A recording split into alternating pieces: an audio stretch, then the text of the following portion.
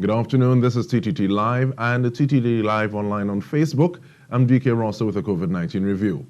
We take a short break. When we return, we speak to post-COVID-19 process and priorities with Afra Raymond. Please stay with us. Thank you.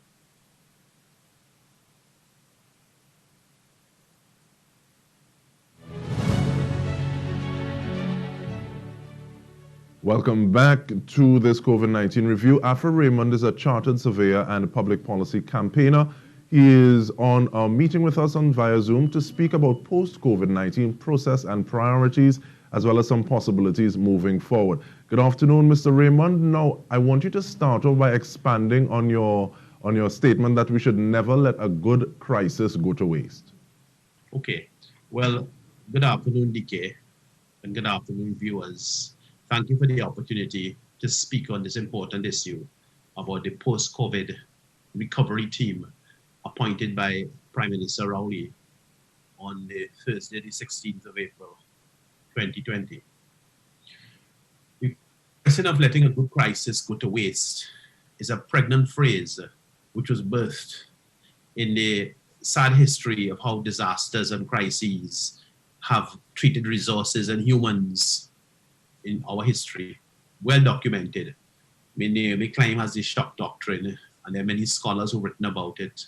Transparency activists and transparency workers know that the greatest opportunity for white-collar crime is in the midst of a war or a crisis, whether it's a natural disaster or man-made, because there's a desperate need for assistance. The general circumstances are desperate, and the normal arrangements are very often set aside. So you have an opportunity for people to make mischief with the public purse, with public health, and with important issues of public safety, equity, social and economic justice could be at stake, and very often is at stake in these situations. So the 2 points I wanted to advance, Dike, were firstly that the post-COVID recovery committee appointed by Prime Minister Dr. Rowley should represent an opportunity for us to do something different. We're facing a very different set of challenges. We've never faced a challenge like this. It's a perfect storm.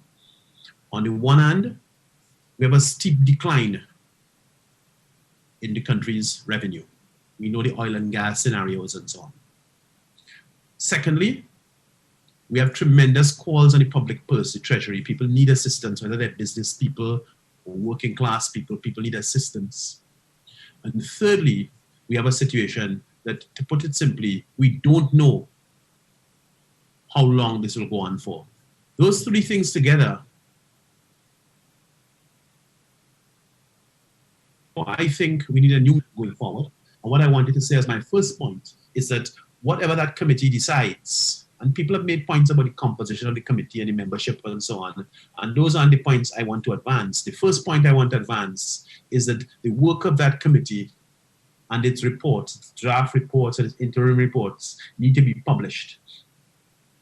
In the same way that we have the Minister of Communications and the Office of the Prime Minister making frequent use, daily use of press conferences to broadcast what is the official position. We need to keep up that tradition of communication and broadcast what are the work and the findings and recommendations of that recovery committee. That's the first thing. All right, so the findings of the committee can't be held. I want to ask about that point though. What will immediate publication of that first draft and the subsequent drafts coming forward hope to accomplish? Well, what we want to have, quite simply, is the citizens must buy in. Again, to choose Dr. Rowley's pregnant phrase, we are all in this together.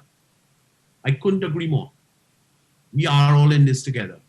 Regardless of the various legal challenges and political statements and so on, we are all in this together. From the careless neighbor who sneaks out for a drink to the person who doesn't wash their hands, we're all in this together. And certainly in terms of recovery going forward, we hope the country does well. We don't wish ill on anybody. But if we're going to go through this together successfully, We need to do so transparently. So that's where I'm coming from. All right, so I see the thing all in it together, but sometimes I want to advance the possibility that too many cooks can spoil a pot. And sometimes the pot may not be spoiled, but it may take much longer to cook. And we know what happens while the grass is growing. Absolutely. But I just want to say that our resources are limited. The calls on the public purse are tremendous, and there must be transparency. There has to be confidence. People are being asked whether they're business people or working people who used to work at KFC and McDonald's. People are being asked to make a sacrifice at every level in the society. And if the sacrifice is to be shared, the solutions are also to be shared. So with that in mind, how do we move from personality to process? And in asking that differently, what do you suggest we put in place to create a pattern of disclosure, transparency, as opposed to having a one-off whistleblower? Well, yes, I don't believe that we need to dwell in the territory of the whistleblower. We recognize that the whistleblower was necessary in the past because of the system we had all participated in of official secrecy. And I have been very careful throughout all of this. The only name I've called is Dr. Rowley. Obviously, the gentleman is the head of government, and he's the one who announced the post-COVID recovery team.